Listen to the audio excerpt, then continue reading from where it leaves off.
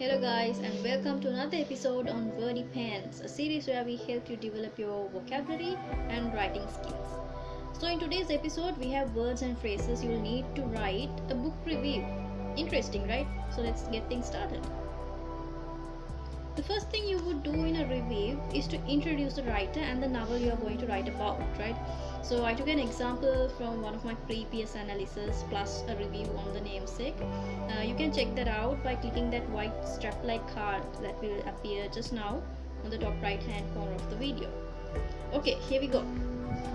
Regarded as a reputed writer in the Indian diasporic canon, Jhumpa Lahiri documents the diasporic experience of an Indian American family in her novel The Namesake. Okay, I'll read it out once again. Regarded as a reputed writer in the Indian diasporic canon, Jhumpa Lahiri documents the diasporic experience of an Indian American family in her novel The Namesake. You can see that I have introduced several things about the novel in this sentence, such as the name of the author, Jhumpa Lahiri, the genre, which is Indian diasporic writing. Genre simply means the type of writing you are dealing with. I have also written the novel, what the novel is basically about, the main idea of the novel, which is the diasporic experience of an Indian American family. In the next slide, you can see that I have broken it down so you can apply this to any text or novel you want. You can even take this to write an essay or a review or maybe a summary or any piece of writing for that matter. You can put this into the introduction. I have mentioned the information you need to change within parentheses if you want to apply this sentence to another text. So this is how it looks like. I have applied this to another text I have studied, which is Life of Pi. I'll read it out for you. Regarded as a reputed postmodern writer, Jan Martel documents the journey of self-discovery of an Indian boy in his novel Life of Pi. Regarded as a reputed postmodern writer, Jan Martel documents the journey of self-discovery of an Indian boy in his novel Life of Pi. So you can play a little bit with the word order if you like, and it depends a lot on your writing style actually. Your own unique style. You have your unique style, and it takes a while for you to figure it out, but that's okay. Just be original, that's all. Okay guys, now we are going to dig deeper into the vocabulary. Okay, the first word we have is repute. Repute. Okay, we have actually used this as an adjective here. So repute, that is the base form of the word. When you want to use it as an adjective, you simply have to add ed at the end, reputed. Okay, so for example, a reputed organization, a reputed writer, a reputed magazine, so on and so forth. Simply the word means reputation. Reputation is a noun though, but repute can easily be used either as a noun or as a verb, even as an adjective. You can see some examples here. The first sentence has used it as an adjective. The second one has used it as a noun, and the third and fourth sentences have used it as verbs. Okay, for example, reputed writer is a place where you have used it as an adjective. Reputed writer, you are explaining the noun, describing the noun as reputed with the word reputed. The second sentence, pollution could bring the authorities' name into bad repute. Bad repute is a noun. Okay. The third example, he was reputed to have a fabulous house. Reputed to have, was reputed to have, that is a verb. Okay, it is similar to the word regarded. Okay, it's somewhat similar, not actually, like not totally but entirely, but somewhat. The final one, she is reputed to be a successful politician. She is reputed to be a successful politician. This is also a place where reputed is used as a verb. Okay, so it's an interesting verb. So you can see it can be used in many ways, not just one. Okay, in the next slide I have added an adjective to the word repute. So in this case, repute becomes a noun and considerable becomes the adjective. Considerable repute. Considerable repute. Okay, considerable means notably large in size, amount or extent. It could also mean noteworthy, distinguished, so and so forth. Okay, a synonym for considerable is sizable, which means the same. It has the same meaning.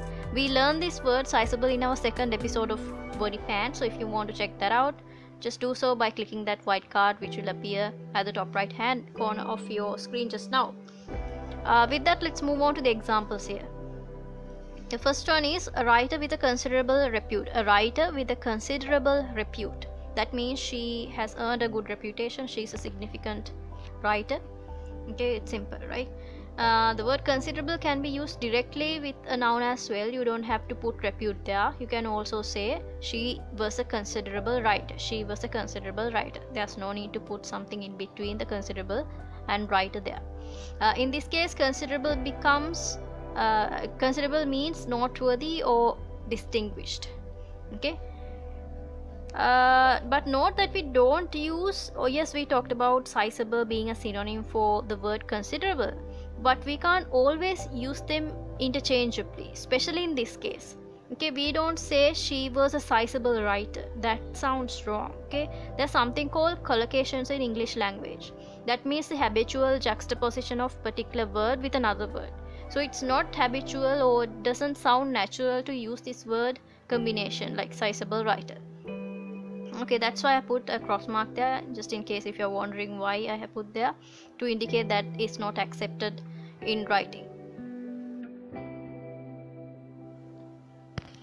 Okay, next we have canon. Canon refers to the writings or other works that are generally agreed to be good, important, and worth studying. These are writings that define standards. Okay, they create standards. For example, we have Shakespearean canon or Shakespeare canon, which means all of his plays and poems are there. It's not only about a list of copies, hard copies, the books, it's also about the standard they create. Because people use Shakespeare canon to define classical literature. So that is the standard it creates. And there's another example for canon. Wuthering Heights is a central book in the canon of English literature. Wuthering Heights is a central book in the canon of English literature. So you're looking at the entire body of English literature this time, with all the writers, poets, and playwrights. Everybody's there. So in the first example, you saw canon as a reference to an individual's work, whereas in the second example, you saw canon being used to refer to the entire collection of English literature. Okay, here comes the next one, document. Document is normally used as a noun to mean a paper, a book, an electronic file that gives information about something. Okay, but in this sentence we use it as a verb. The document in this case means to record something in the written form, or photographs or films, videos, and the list goes on. So it's not only about writing but also about other mediums as well. Okay, for instance, we have the first example. Urban life in the 19th century is well documented. Urban life in the 19th century is well documented. This means that the city life in the 19th century is well recorded. Whether it's in written form or something else, that is not given, but that's okay. The important thing is to highlight that this is well documented or recorded. The form is not that important here. The second example, videos claiming to document animal abuse. Videos claiming to document animal abuse. Now we have the method of recording here, which is videos. Okay, so it basically means that the videos record incidents of animal abuse. The word document has a bit of formality to it, so it's unlikely to be used in a personal setting, in personal correspondence. So we don't normally say, for example, if you're writing a letter to your best friend about a recent trip you have gone, you don't say like I have documented the accounts of my trip to India. Okay, that's highly formal. It's not natural to be used in personal settings. Okay, so the bottom line is this is mostly used in formal settings. We'll look at the last example here. The results are documented in chapter 3. The results are documented in chapter 3. So let's say you are doing a study or a research and you want to write your findings, your results. So in such a case, you can use this word, document. So we can use it in both academic settings as well as other not personal, but everything other than personal, more formal settings. Academic is anyway formal. Okay. When writing a review, you need to comment on characters, right? And when you do, these words will be helpful to you. The first one is one-dimensional characters. So this is the character who lacks depth and who never seems to learn or grow during the course of the narrative. Okay, either for better or for worse, they don't develop. We also call them flat characters. For example, Iago's character in the drama Othello doesn't change during the play, so he remains the same villain, the same revengeful villain from the start to the end of the play. Othello's character actually does change. Yes, he changes for the worse, but still it is a character development. We have some examples here. First-time writers often get critiqued on the one-dimensional nature of their characters. First-time writers often get critiqued on the one-dimensional nature of their characters. Okay, that is pretty self-explanatory, so I'm not going to harp on it. If you want more words to describe characters, you can check this website here, vocabulary.com. For these of your reference, I'll put the link in the description. But I'm pretty sure there are tons of sites which will give you character traits. So do a bit of Google search if you want, if you have to. Let's look at the next example, the second one. This is actually the opposite of one-dimensional character, which is rounded characters. Okay, rounded characters are characters who do change for the better, for worse. Okay, so we can see the character development clearly in these characters, rounded characters. Okay, the next one is quite applicable to describe plots of a novel, of short stories, or even dramas. Okay, overly complicated. This means that it is too difficult to understand or explain. Overly complex plots confuse the reader. You can see I have used complex instead of complicated. That's completely fine. You can use it interchangeably because they mean the same thing. So the last example, trying to write overly complicated sentences leads to grammar mistakes. Trying to write overly complicated sentences leads to grammar mistakes. This is actually true.